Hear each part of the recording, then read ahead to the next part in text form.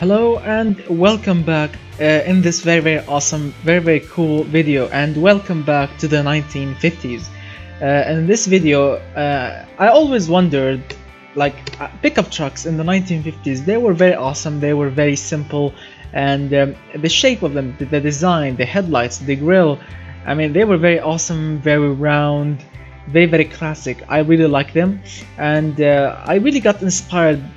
I've seen pictures and some snaps of some meetings, some classic car meetings from the 50s, from like Chevys, Buicks, whatever, and a lot of cars, a lot of car enthusiasts, a lot of classic car enthusiasts back in the 50s. They brought with them some of these Chevy trucks and even Ford trucks, and they were very awesome. And I really got inspired by doing one of them, like because I always see in automation game this body, and I always wonder, what about making a 1950, 57, 55 pickup truck that will work very cool with a torquey engine, 4x4 power, 4x4 transmission, with a transfer box, good tires, torquey engine. You know, you get the package, a perfect package for a pickup truck. And I designed, or I made this. I called it the Ringer V8 because back in the 50s, when if your car has a V8 in it, it will probably have the name V8 written on it, because it used to be very popular back then to have a V8 engine instead of an inline 6 or an inline 8 engine, or a flathead engine. Alright, so let's start with the chassis and the body and the suspension. But sorry, before we start with the specs, I would love to remind you guys, please, if you enjoy this video, I would love from you to hit that like button, to get subscribed if you are new to the channel, and to check out all my previous videos, because I made more than 650 videos on automation game, like every possible engine, like crazy cars, crazy engines, like thousands horsepowers of engines. I already made all of these, and as you can check them out, I promise you will like them all. And as I said before, get subscribed and share the video if you want to share it, and enjoy watching this video. So let's start with the specs of this amazing pickup truck. We have steel panels like the bonnet, the hood, the doors, the fenders, whatever. Everything is made from steel, because fiberglass, I mean, fiberglass is lightweight, but it's not safe at all, and it will require a lot of time to be produced, and as well, and it's very expensive. And not only that, it will make the car extremely limited, because it will take a lot of time, a lot of production time. So yeah, steel and aluminum back then was very advanced. I mean, and if you can see an aluminum car made in the 50s, it will be really limited, I mean, very rare back then. So steel is the obvious choice. Ladder was very popular back then. Ladder chassis, steel chassis, always for the same reason. Galvanized steel, I was hoping to use galvanized steel, but unfortunately it will make it more costly, as you can see. So yeah, I want to keep the cost down. Because this is not a premium pickup truck, as you will see later. This is a regular, cheap, anyone can buy pickup truck. So regular steel chassis, front long digital engine placement, and yes, in this pickup truck I have chosen solid axle coil front and rear, as you can see, because yes, looking at this front of the car, you will see that there's a front diff and a rear diff, and you get the point. You really get the point why I have chosen, yes, the front and rear diffs, solid axle coil, because this is, my friend, this is a 4x4 pickup truck, not all-wheel drive, no, 4x4, plus one quality on the diffs and the chassis and the body, not the body, the panels. We have this engine. I made a V60 degrees 8-cylinder engine with cast iron block, with 86.9mm on the bore, 115.9mm on the stroke, which equals 5,498 cc engine, or you can say a 5.5 liter V8 engine. Push rods were very popular back then. 2 valves per cylinder, cast iron head material, of course no VVL, it's 1950s. We have cast iron crankshaft, cast connecting rods, and cast pistons with +5 quality. We have 7.3 to 1 compression ratio. Yes, fuel back then and fuel system, or to be fairly common, carburetors back then, they were not really that much efficient. So yeah, and compression ratios back then, they were very low, like say 6.5, 7.5 to 1. I mean, the highest one you can find back then is like 9.5 to 1.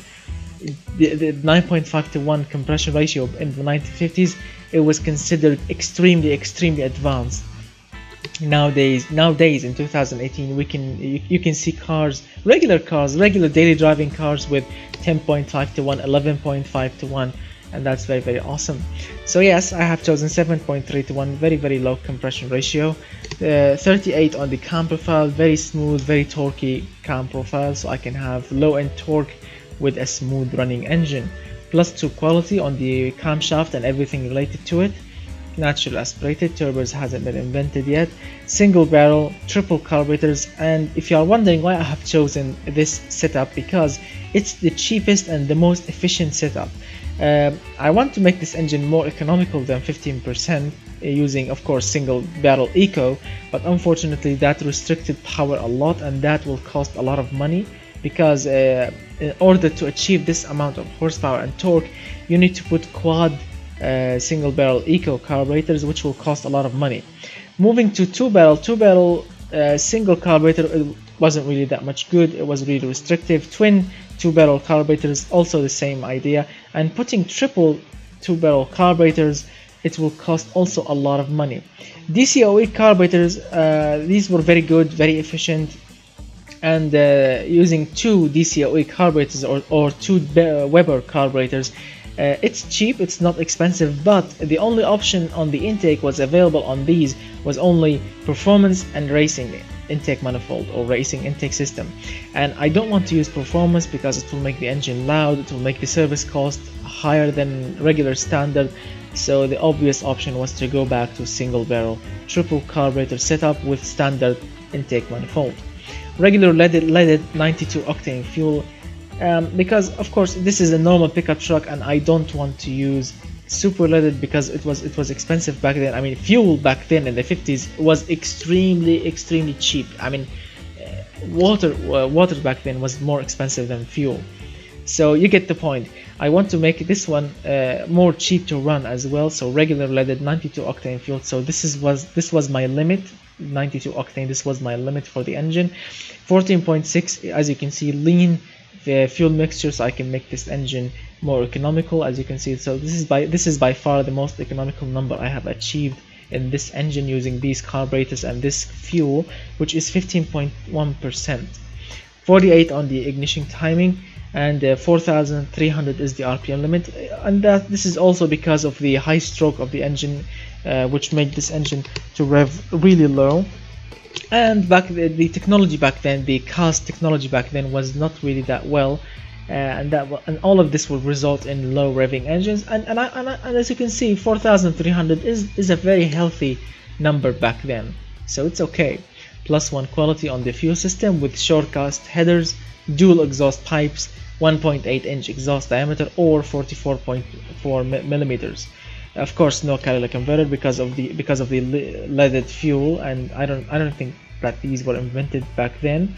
The first muffler was reverse flow, the second muffler was baffled. I really hate baffled, but back then, when you are designing a car in the 50s, baffled is considered performance muffler if you are comparing it to reverse flow. Reverse flow is very restrictive. I mean, very restrictive. It will kill power a lot. And the first design in my mind for this engine was to use 2 reverse flow mufflers, but unfortunately using 2 reverse flow mufflers will limit the power to 175 horsepower, and I don't want that. I want the engine to reach 200 horsepower easy. So reverse flow, baffled, good choice. +2 quality to make it more airflow and more high quality. Yes, you get the point. And this is the final result: 202 horsepower at 4,300 RPM, 292.9 pound-feet of torque at 2,500 RPM. Reliability 41.5 points back then in the 50s were considered very good. The engine is extremely heavy. Of course, everything is made from cast iron. And fuel economy 15%, I consider it very good. I'm using all of the available octane. The engine is extremely toxic because of the leaded fuel. Yes, you get the point. Because leaded fuel use lead or anti-knocking detergent inside the fuel, which when it burnt, it will produce a lot of emissions, and it will make a very toxic carbon monoxide or carbon. You get the point. I'm not really good in saying scientific words like carbon monoxide or because I'm not really sure what kind of emissions come out of the leaded fuel. From the unleaded fuel, because we have carbon monoxide or carbon emissions, but back then I'm not really sure what kind of carbon comes out of the leaded fuel. So if you really know what kind of carbon comes out of the leaded fuel when it burns, tell me in the comment section below, please. So let's move on. We have the smoothness, which is 47.7, also good for a V8 engine, for a smooth V8 engine, for a cheapy pickup truck. Very good. Throttle response, no, this is not a selling point for this engine with a single barrel carburetor. Noise, it's quiet, it's not bad, with a hint of a sporty noise to it. That's very good. Service cost, very good. Basically everything is very good so far for this engine. As you can see, engineering time very acceptable. Production unit is very good as well. So let's fire this beast up. This is how it looks. As you can see, triple single barrel carburetors on the top. As you can see, 60 degrees V8 engine. It looks very compact and very good. And this is how it looks from the inside, with an overhead valve, as you can see, which is a push rod system, 2 valves per cylinder. Check out the valves, how big they are looking awesome. As you can hear, the engine is very smooth when it's idling. The engine is idling at 1000 rpm, and it's making right now at idle 210 pound-feet of torque. Very good.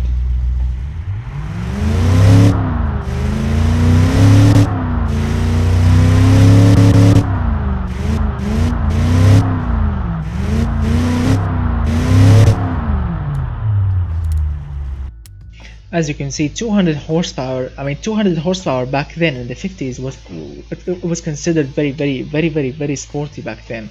I mean, cars back then used to be producing like 150 horsepower, 130 horsepower, and this one is making 200 horsepower and 292 pound-feet of torque. So it's very sporty. All right, so let's move on. This is the body that I have chosen. As you can see, a pickup truck. Let me show you the exact body. 1955 pickup truck with zero quality on the body and the fixtures. I have chosen this white looking, regular white, cheapy color, because white is very cheap to be painted on a car, and it will last longer, and it's good. I mean, if you especially here in the Middle East, a lot of cars are painted white or gold, because when it gets scratched or when it's dusty outside, it's very easy to repair when it's scratched, and when it's dusty, I mean, you will not notice any difference with the colors. Everyone choose here white or gold, or you know this sandy desert golden color. Yes, you will see that a lot here. As you can see, white color. We have no brake calipers, so I cannot choose any color for the drums. Tires are made from steel, and they will remain steel color as well. Let's move on. So the fixtures are very simple. These round classic 50s headlights, these round also indicators, and these, as you can see, these twin vents on the side here with the license plate holder, the big front grille with the logo, these chromy looking side mirrors with the chromy door handles. The fuel filter cap is back here with the handle for the tailgate. We have the license plate holder with the tail lights with the indicators inside of them, and these, as you can see, these twin we call them tailpipes with the mufflers, as you can see, all the way on them. That's very awesome, and I like the shape of these tips, that they are like tilted down, very classic, very 50s, and very American as well. And I really like the shape of the rear diff and the front diff and the shock absorbers, as you can see. And yeah, no, sorry, I made a mistake here. I told you in the beginning of the video that I have chosen coils, or yes, what called solid axle coil in the front and on the rear, but no, I have chosen only solid axle coil in the front, and we have leaves in the rear. These are not coils, these are leaves, my friend. Sorry about that. So we are using leaf springs at the rear with shock absorbers. That's very awesome. Let's see, anything else? Perfect. I think it's perfect. Let's move on. I have chosen long ditchable 4x4 drive type with manual gearbox, 4-speed. 4-speed gearbox was very advanced back then. A lot of cars used to be like 3-speed, 2-speed automatics as well. This one is 4-speed manual, so as they called them back then, 4 on the floor. That's very awesome. 188.5 kilometers per hour is the gearbox top speed and the limit as well. The spacing is 100. I know some of you will tell me, oh, 100 is it's too much spacing, but the whole idea when I was designing this car is to make heavy utility customers to like it. As you can see, we have already 117.3 points of likeness or interest or we call interesting points, or as we call them, like 117.3 points for heavy utility customers. They are liking it by this much, which is really awesome.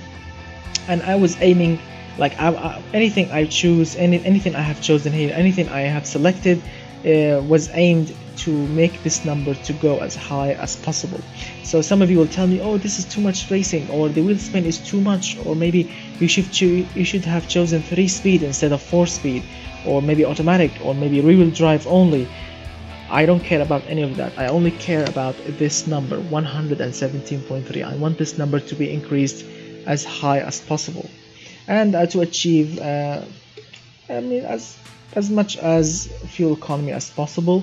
So as you can see, we are right now stuck on 12.1 miles per gallon, which is as high as, this is the highest number that I could have achieved here. And alright, so let's begin with it. As I said, 100 on the spacing, manual locker differentials. This option is very important for if you are building an off-roader or a 4x4 pickup truck or any kind of 4x4. This is very essential. So you need to choose always manual locker if you are building a 4x4 vehicle. As you can see, with 100 on the spacing, this will increase the likeness of heavy utility customers a lot, and it's not really efficient when it comes to 0 to 100 time or to wheel spin, but I promise you this, increasing it to 100, it reduced the wheel spin by like 5 extra percent. So it used to be 59%, now it's 54%, and we have 0 to 100 time in 9.7 seconds, and the customers are liking it so much. Zero quality on the differentials and the gearbox. We have radial, yes, radial, not cross-ply. And I was reading actually an article on Wikipedia about radial and cross-ply, and the first radial car was the Citroen 2CV, and it was like in the 1948, I think it was made. I'm not really sure if it was 1948, because I thought, oh my god, I totally forgot about that. But as I'm reading right now from bigtires.com.uk, radial tires and cross-ply tires. Alright, so radial tires. It says here radial tires were developed in 1946 by Michelin at the time where there was a need for more flexible tires which were able to absorb shock generated by road surfaces. So it was, as you can see, radial tires were made. They were made in 1946, and we are in 1957, so they were pretty much common, I think, back then, in this time, I think. I have chosen chunky off-road tires. 165 on the front, 165 on the rear is the tire width. The tire diameter is 590, rim diameter is 13 inch, the rim offset 45 front and rear. And let me tell you something about cross-ply and radial. Radial tires are actually much more economical than cross-ply tires. Cross-ply tires, they tend to live longer, and actually the customers, they like cross-ply tires a lot. I mean, if I choose this option right now, this number 117.3, it will jump to 120 easily, but it will kill fuel economy a lot. It will kill like 2 miles per gallon. It will be like 10 or 9.9 miles per gallon, and I don't want that. I want this car to be economical as well. So radial is the best option.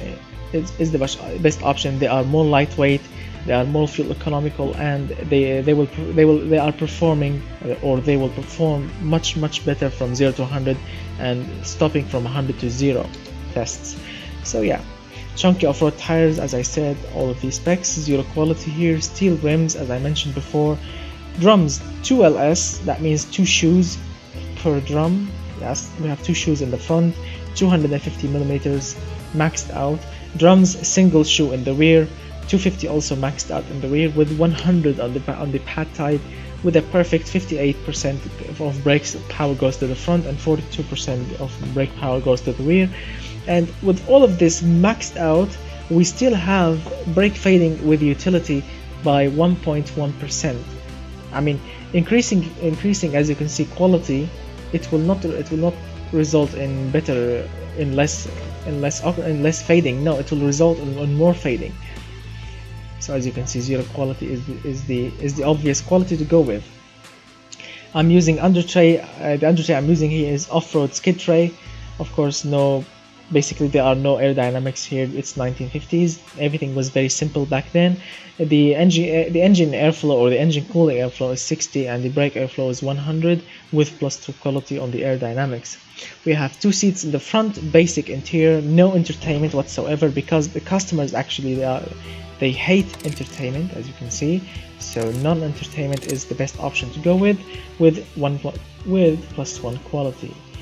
We have of course no power steering. It's 1950s, no traction aids, with +1 quality. Actually, increasing the quality here, it will result in better. Actually, the customers will like it more, and I think increasing the quality, that means increasing like the steering box quality, or maybe the steering quality in general. So +2 quality is the best option to go with advanced 50s safety equipments. Zero quality here. I'm using progressive springs, twin tube dampers, and passive sway bars with a very much custom suspension setup. There is no camber here because I'm using solid coil axle in the front, solid leaf axle in the rear, no camber whatsoever. Spring stiffness is 1.0 in the front, 1.40 in the rear. Damper stiffness is damper stiffness are 1.20 in the front, 1.40 in the rear. Sway bars thickness are 2200 in front, 2600 in the rear. 350 millimeters is the ride height, with zero quality here. And these are all of the options available on the vehicle. As you can see, all of the material, the engine, the power, the size, compression ratio, everything. This is the market option here. So the car is making 12.1 miles per gallon. Not bad for a 1950 pickup truck with a massive V8 in the front. As you can see, engineering time, it won't take that much time. Production units is very acceptable, not bad at all. The service cost is $539.5. That's cheap, not bad at all. Practicality, it's practical. It has good utility points. It can go off-road easily, and it's reliable. Environmental resistance, because this chassis, the body is made from steel, yes, it will tend to rust. So yeah, environmental resistance, it's not really good, because regular steel, I'm using regular steel, and it will rust in high humid climate cities. So yeah, it's very common back then. Drivability, well, it says here 7 points, but in the 1950s, 7 points, it's not bad. No, it's not sporty at all. Comfortable, well, it's a basic pickup truck, basic interior, basic everything. So yeah, no, it's not a strong point. Prestige, no, it's a pickup truck. I mean, a car as a car in the 1950s with 200 horsepower, yes, it's very advanced, but as a pickup truck it will kill Prestige easily. Safety, yes, it's safe, and as you can see, with 10% margin on the base price, it will cost you $12,667, and I think back then $12,600, that's extremely expensive. I think in the 50s car back then used to cost like $5,000, $3,000, maybe $8,000, but $12,000, I don't know if this price is real or not. But as you can see, $12,000 is very cheap nowadays, but back then, I don't know. Tell me also in the comment section below what do you think about the price. Let's see, test track. Alright, so the car weighs only 1,157 kilograms. It's actually light, it's not that heavy. And as you can see, the towing capacity, no, this is not a towing machine, but you can tow 400 kilograms, which is pathetic. You can put 1.2 tons of cargo in the rear, which is very good. Brake fading, as I mentioned, we have 1.1% of brake fading using utility when you have heavy loads in the rear. And I'm sorry to say this, but the brakes are maxed out and we still have brake fading because drums are not really that efficient. And as you can see, stopping distance, it's not really great, but considering this car to other cars, I consider it very good. Roll angle for 4 degrees. I really tried hard to fight roll angle here, really tried hard, because I mean, the customers, they want really thin sway bars or no sway bars at all, which will result in extremely high roll angle, and I don't like that.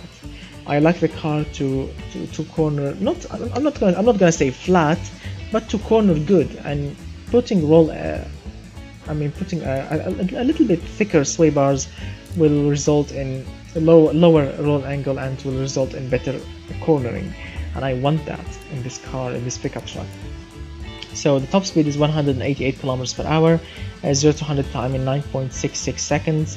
Also not bad in the 50s, and quarter mile in 17.34 for a 200 horsepower pickup truck. Also not bad at all. So as you can see, I already ran this car around the test track, and the car made 1 minute 47.42. Very slow, but let's see if it will change or not.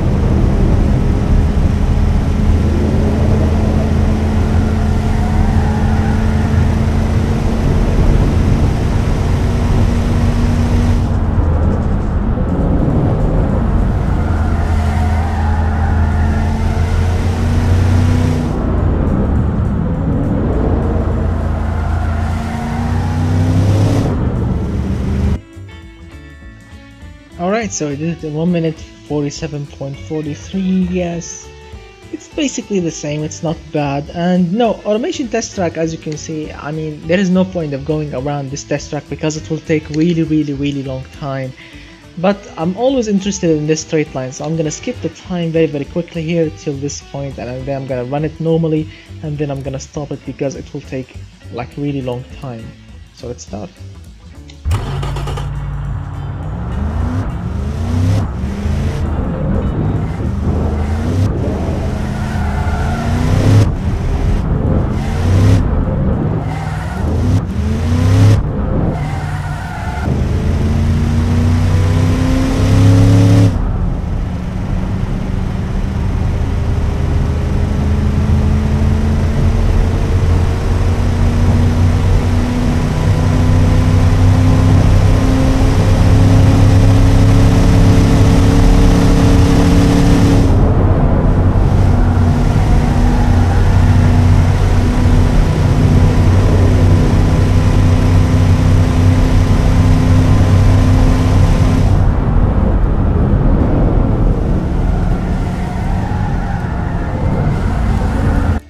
I mean, that is very awesome. Actually, we are achieving our official top speed here. As you saw, the RPM is reaching its max. The engine is reaching its max RPM, and we are really getting close from 188 kilometers per hour, which is really awesome. I like to see cars achieving their top speeds. And yes, as I said before, it's very slow. It's not quick at all. It will take around nearly 3 minutes, 2 minutes 58.10 of time to go around this test track. Not really impressive, but as a pickup truck, it's really good. It's torquey, it's powerful, it can go off-road, it's reliable, it's very good. I really like it, and I really hope that you liked it as well. So thank you so much guys for watching. Please, if you enjoyed the video, hit that like button, get subscribed, share the video if you want to share it, and I do apologize about making this video really long, but as most of you know, it's Ramadan these days, and I'm feasting, and I really find it hard to speak or to think sometimes because of the feasting. So yeah, of course, after iftar and after the sunset, yes, everything will change and I will get back to my normal behavior. So I do apologize if this video was a little bit boring, or maybe if it took a really long time, or if I made any kind of mistake. Tell me in the comment section, and please don't eat my head off, and don't be harsh on me in the comment section below. And as I said before, please, I would love for you to tell me what kind of carbon, what type of carbon comes out of the rear of the exhaust when you are burning a leaded fuel. And yeah, so thank you so much guys for watching. I will see you very soon with more cool videos like this one, and even more cool than this one. And goodbye for now, my friends.